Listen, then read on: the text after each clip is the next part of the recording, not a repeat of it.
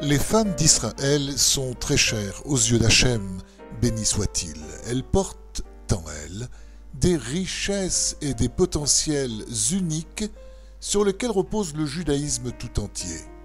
Une foi naturelle, le dévouement, la force d'une prière émanant d'un cœur doux, une sagesse unique, la sensibilité et bien d'autres choses.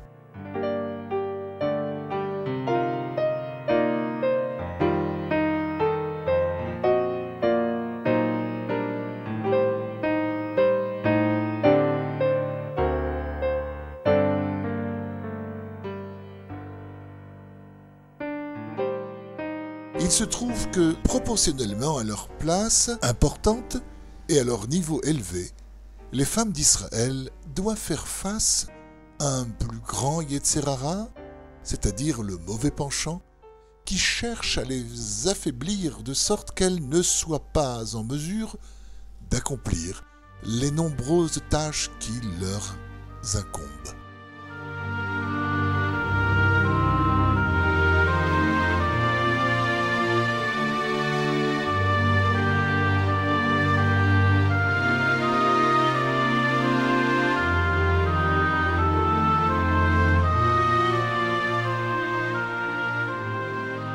Les armes les plus efficaces qu'utilise le Yetzer Hara pour atteindre son but sont la tristesse et le découragement.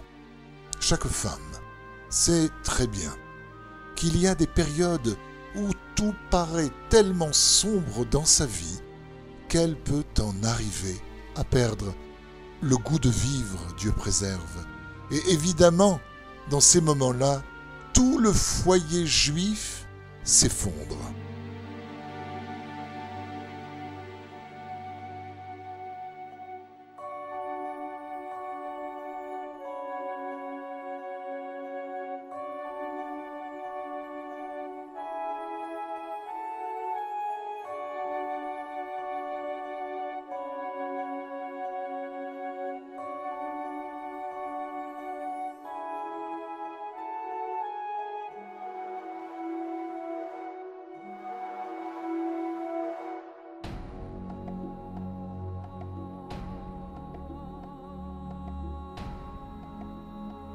Avant d'apprendre comment échapper au Yetzer Hara de la tristesse, observons tout d'abord la vie de la reine Esther.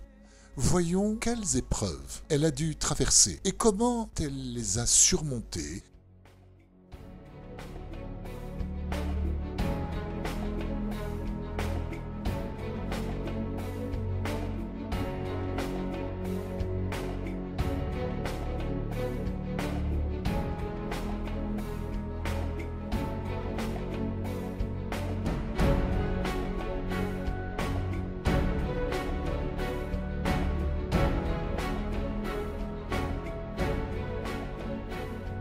Il faut savoir que la prise d'Esther au palais d'Achashverosh, d'Assuérus, s'est passée quelques années avant le décret d'Aman, de telle sorte que Mordechai, Mardoché et Esther ne s'imaginaient pas que cela était lié à la délivrance du peuple juif, mais cela ressemblait plutôt à un enlèvement d'Esther à son mari par les serviteurs du roi, conformément à ses ordres. Chacune peut s'imaginer quelle épreuve cela représente.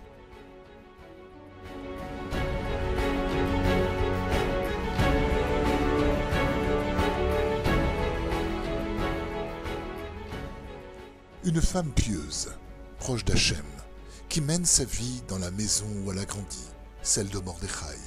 Le juste de sa génération se trouve, soudain, emmené au palais d'un roi idolâtre avec pour choix d'être soit sa femme, soit sa maîtresse.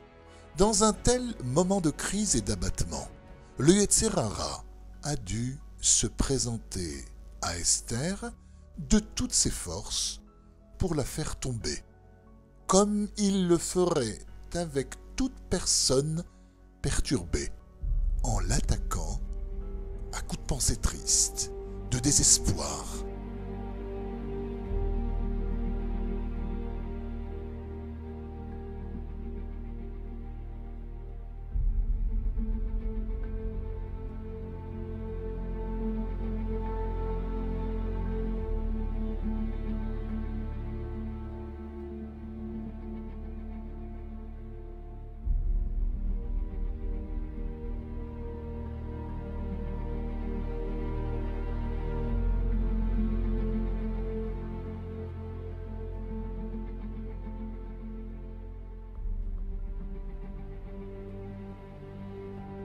regarde un peu ce qu'Hachem te fait. Il te jette dans les bras de ce goy. Que vas-tu devenir? Comment pourras-tu préserver ton identité juive? Qui te fera le kiddush? Qui te chantera des chants de Shabbat? Et le Seder de Pessah, regarde-toi. Tu es dans une maison d'idolâtrie. Tout le monde ici blasphème. Ça y est. C'est ici que tu finiras ta vie. Tu es une impie. Sinon Hachem ne t'aurait pas fait ça. Il te déteste. Regarde-toi. Tu n'étudies pas. Tu ne pries pas. Tu es vêtu comme une goya. Tu perds ton temps. Regarde, tu es tombé. Quelle honte. Ce ne sont là que quelques exemples de toutes les sortes de pensées déprimantes que le Yetzer Hara aurait facilement pu mettre dans le cœur de la reine Esther. Il est clair qu'elle a dû se renforcer contre lui, car si elle l'avait écouté et était tombée dans la déprime, elle n'aurait pas été la reine Esther, grâce à qui le peuple d'Israël a été sauvé. Mais Esther l'a désespérée, dont personne n'aurait entendu parler. Elle n'aurait pas eu le mérite de délivrer le peuple juif, d'écrire la Megillah, et Purim n'existerait pas.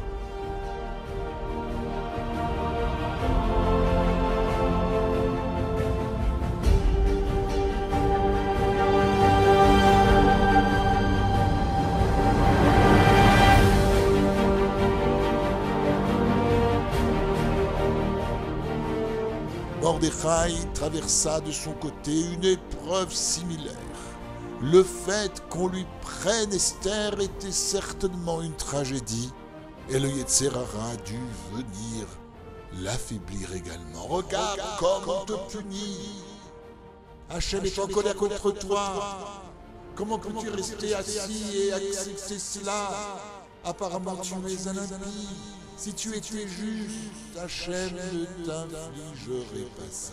Donc si Mordechai et Esther s'étaient laissés aller au désespoir, nous n'aurions aujourd'hui ni Purim, ni Pessah, ni quoi que ce soit. Comment Esther s'est-elle renforcée? Esther s'est renforcée le plus simplement du monde, par sa foi. Elle s'est dit, la réalité est telle que je suis ici. C'est donc la volonté d'Hachem que je me trouve ici. Il en a décidé ainsi, et c'est comme ça qu'il veut que je le serve. D'ici, peut-être qu'il veut que je fasse émerger des étincelles de sainteté, tomber en ces lieux bas et indécents.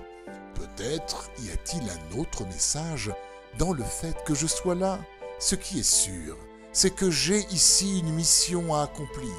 Seul le Saint béni soit-il, c'est pourquoi il veut que je sois là.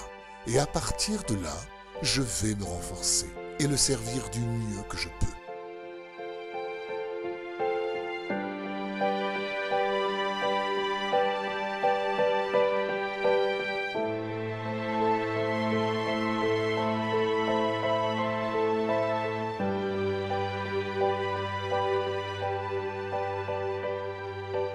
Esther aurait pu voir les choses différemment.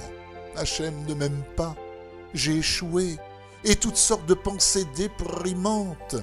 Mais elle a choisi de travailler à se renforcer. Hachem m'aime toujours. Et s'il veut que je sois ici dans cette situation, qu'importe, tout est pour le bien. Hachem veut que je le serve dans ces conditions difficiles. Et ici aussi, je suis entre ses mains. Grâce à son renforcement, Esther est restée dans la joie et a mérité de libérer le peuple d'Israël, mes chers amis. Mordechai en a fait de même. Le salut est donc venu de ces deux justes qui se sont renforcés et ont servi Hachem dans les conditions et la réalité qu'il leur a données.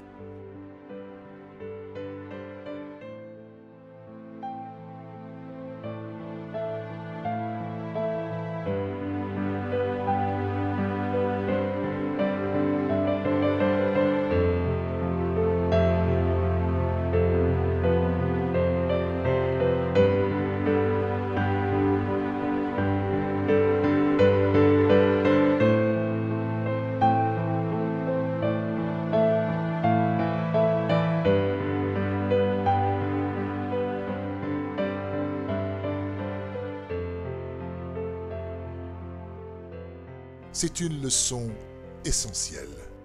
Une leçon primordiale pour chacun d'entre nous. Savoir combien il incombe à l'homme de se renforcer dans toute situation. Une personne doit parfois se trouver dans un endroit où il lui est difficile de servir Dieu, dans toutes sortes d'éloignements qui ne lui convient pas, aussi bien pour vivre que pour servir Dieu. Et s'il ne se renforce pas, il tombe immédiatement et se convainc que de là où il est, il ne peut pas servir Dieu. Il rouspète. Comment puis-je bien servir Dieu dans des conditions pareilles? Je n'étudie pas, je ne prie pas. Quel exil, quelle galoute, quelle obscurité! Où Hachem m'a-t-il mis? Qu'attend-il de moi? Est-ce qu'il veut me faire tomber, m'éloigner de la sainteté? Apparemment, je n'ai pas de mérite, je suis mauvais, etc., etc. Et même si l'exil qu'il traverse est un peu moins pénible que le palais d'Assuérus, malgré tout, il ne se renforce pas, mais glisse doucement dans les bras du désespoir, en collaboration avec le Yetzer Hara, auteur de ce chaos.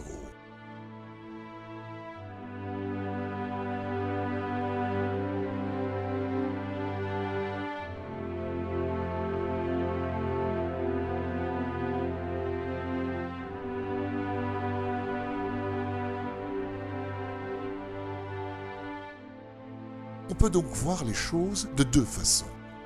L'homme se doit de voir ce qu'il traverse positivement, sous l'angle de la foi, de la émouna, du renforcement. J'ai ici un travail à faire, quelque chose à clarifier. C'est comme ça qu'Hachem veut que je le serve. C'est une satisfaction pour Hachem de voir que je veux me rapprocher de lui.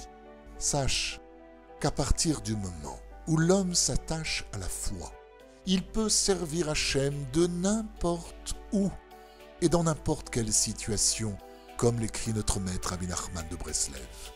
Quand l'homme a un cœur, l'endroit où il se trouve n'a aucune importance, car au contraire, il est lui-même l'endroit du reste du monde, car la sainteté réside dans le cœur. L'homme est l'endroit du monde et pas l'inverse. Donc celui qui a un cœur d'Israël, il n'est pas convenable qu'il dise que cet endroit n'est pas bon pour lui, puisque le concept d'endroit ne le concerne pas. Au contraire, il est l'endroit du reste du monde, comme nous l'avons vu avec la reine Esther, qui a atteint dans un endroit et une situation terrible des niveaux élevés jusqu'à la prophétie, grâce au fait que son cœur était rempli de foi et de sainteté. Lorsqu'une personne a un cœur, l'endroit où elle se trouve n'a plus d'importance.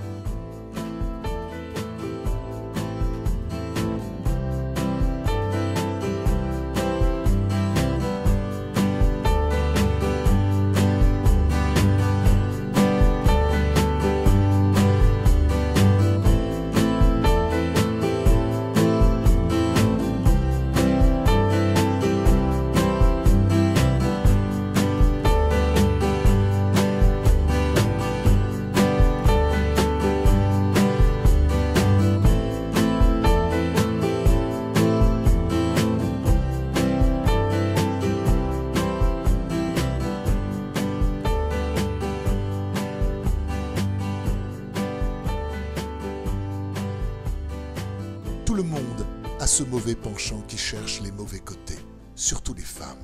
Le Yetzer Hara les tracasse beaucoup plus avec ça, car elles font beaucoup de mitzvot, de commandements pratiques, et sont plus impliquées dans le monde matériel. Elles doivent donc énormément se renforcer et surmonter le mauvais penchant de l'auto-rabaissement. Il arrive que ce rabaissement de soi-même soit si grand que la femme ne peut plus bouger. Elle est sous l'emprise de la tristesse et du désespoir.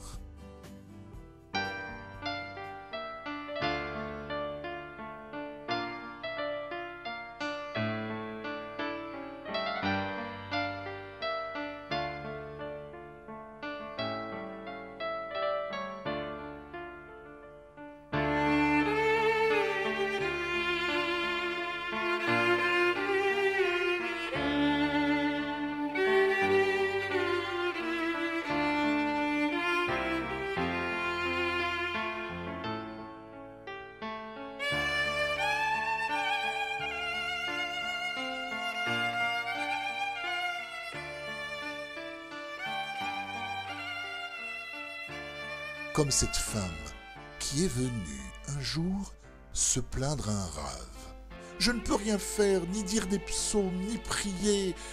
Qu'est-ce qu'Hachem attend de moi? Pourquoi ne me laisse-t-il pas le servir? Sur quoi dois-je faire teshuva, s'il vous plaît ?» Le rave lui répondit « Hachem béni soit-il, n'attend rien de toi. Au contraire, il est très content de toi et se vante de toi. C'est toi qui n'es pas satisfaite de toi-même. Tant et si bien que tu n'es même pas en mesure de dire un psaume à cause de la tristesse qui t'habite. Tout ce qu'Hachem béni soit-il veut, c'est que tu souris et que tu te réjouisses de toi-même. Tu te demandes sur quoi te repentir? Souris, souris à la vie, c'est là ton repentir. Car se repentir, c'est sourire. Pourquoi? Parce que la joie, c'est la foi.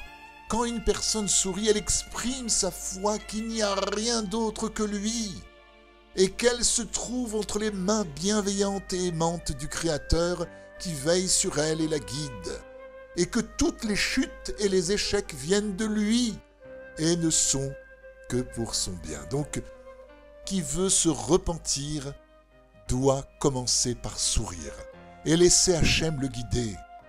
Alors, que dois-je faire? Demanda la femme. Le rave répondit, tu dois comprendre que la teshuva commence par un sourire. Et pour ça, tu dois voir les bons points en toi et savoir que tu es une bonne personne. « Je suis une bonne personne ?» demanda-t-elle. « Je suis pleine de fautes, de défauts et de tristesse. Je crie sur mes enfants, je les mine et je rends mon mari fou. En quoi suis-je quelqu'un de bien ?»« Tu es une bonne personne, » lui dit le rave.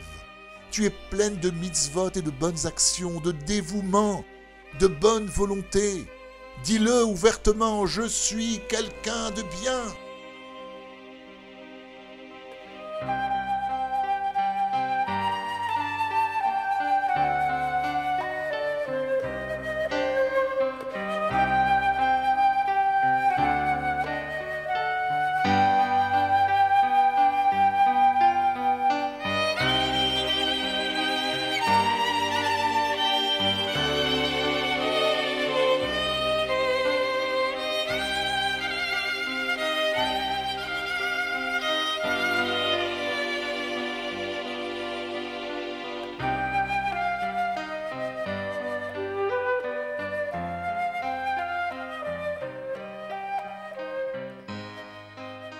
La femme se mit à bégayer. Elle ne réussissait tout simplement pas à prononcer ces mots, tant le mauvais penchant l'avait habituée à regarder ses propres défauts.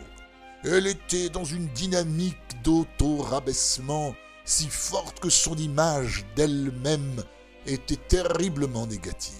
Le rave lui parla longuement et renforça son âme jusqu'à réussir à lui redonner le sourire et à lui faire dire « Je suis quelqu'un de bien ». Il lui expliqua également comment s'isoler pour travailler sur ses points positifs et pour remercier. Et la femme s'en alla, réconfortée et joyeuse.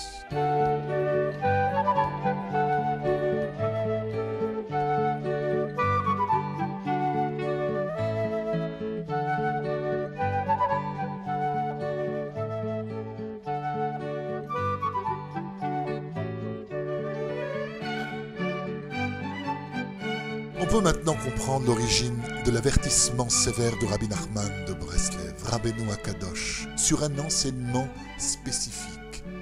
L'enseignement que nous appelons Azamra, qui enjoint l'homme de toujours rechercher en lui pour trouver ses points positifs et ses bonnes actions, et de s'en réjouir comme il est écrit, l'homme a tout intérêt à augmenter sa joie par chaque point positif de la sainteté d'Israël qui se trouve encore en lui-même. Et ainsi, en se revigorant et en se réjouissant, il peut prier, chanter et louer Hachem comme il est écrit dans les psaumes. Chanter mon Dieu tant que j'existerai. C'est-à-dire que grâce au fait que je trouve en moi un peu de splendeur, par chaque point positif, je peux chanter et remercier Hachem, chanter les chants et les airs composés de cet ensemble de points positifs.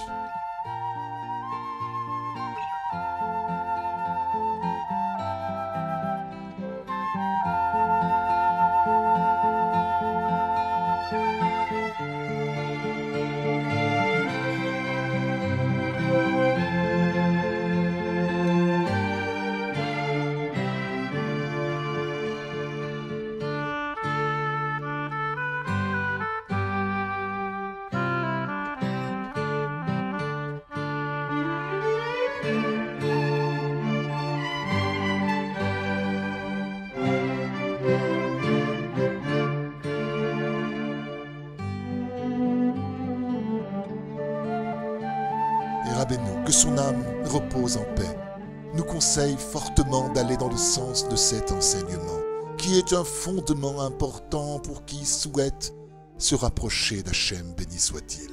Et pour ne pas perdre son monde, Dieu préserve, car la majeure partie des gens qui se sont éloignés d'Hachem le sont à cause de leur rancœur et de leur tristesse, à cause du fait que leur morale est bas, qu'ils voient en eux beaucoup de défauts, qui les ont amenés à faire des erreurs et à tomber dans la douleur. La plupart des gens se découragent complètement et à cause de ça ne prient pas avec ferveur et n'arrivent même plus à faire ce qu'ils faisaient jusqu'alors.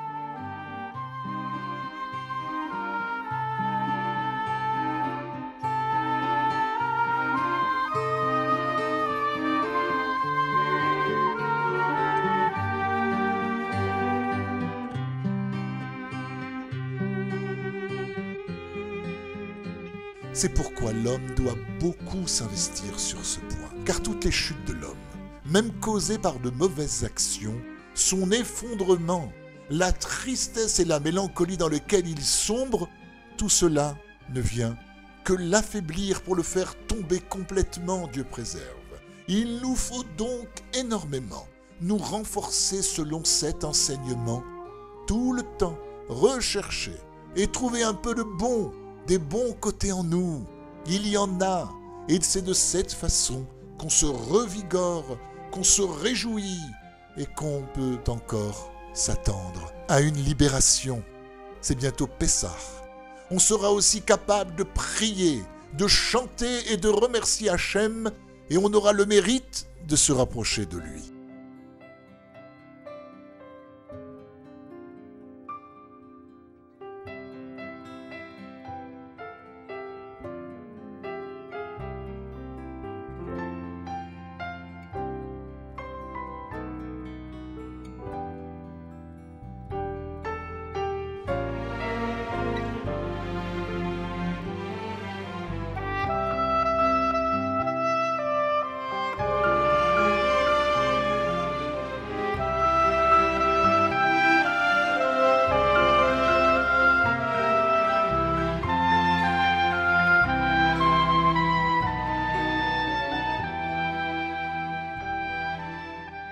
Donc, le premier isolement que l'homme doit faire revient en fait à rechercher en lui ses points positifs, jusqu'à qu'il puisse chanter et louer Dieu, s'isoler entre lui et son Créateur, et s'entretenir avec Hachem, béni soit-il, ouvrir son cœur, chercher son bon esprit, c'est-à-dire les bons points qu'il a encore en lui, les dissocier du mauvais esprit.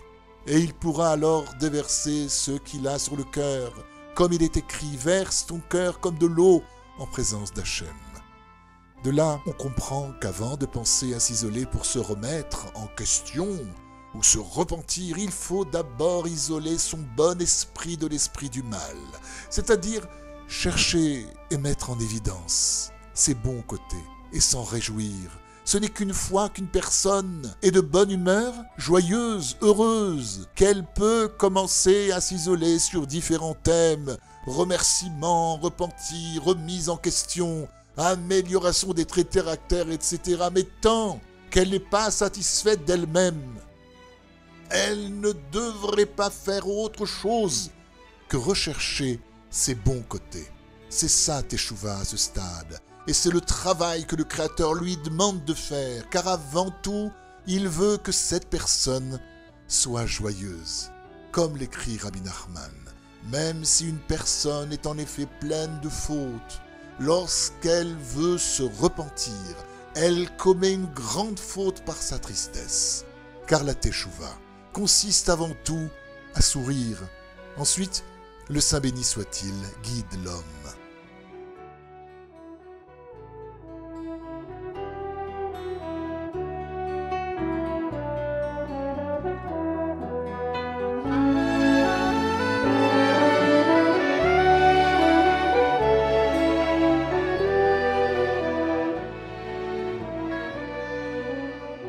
Chaque femme doit voir cette règle comme une limite à ne pas dépasser. La première chose à faire lorsqu'elle s'isole est de trouver en elle des points positifs et s'en réjouir jusqu'à pouvoir dire « je suis quelqu'un de bien ». Et même si ça lui prend 1 heure, même si ça lui prend des jours et des années, elle devra consacrer chaque isolement à cela. Et elle ne passera pas à autre chose avant d'être vraiment dans la joie. Puisse Hachem réjouir les femmes et le peuple d'Israël tout entier. Et puissions-nous avoir le mérite de suivre la voie de notre saint maître Rabbi Nachman de Breslev et de toujours nous attacher au bon côté. Et grâce à cela, nous aurons certainement le mérite d'un repentir et d'une délivrance entière. Très vite et de nos jours. Amen. Pessah Kasher Vesameach. Malachei HaShovoreis Mishasei Elyoin Sheyifkedu li Oy Berachamim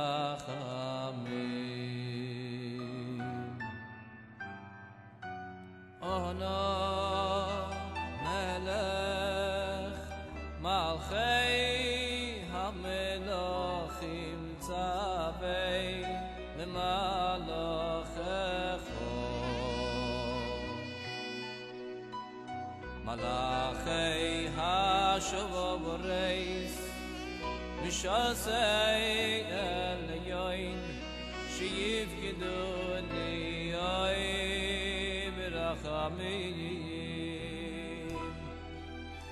V'shivisi Hashem likrasi shetrachmeini yoyid oy yoy megalosi ligalayni oy yoy yoy yoy yoy libi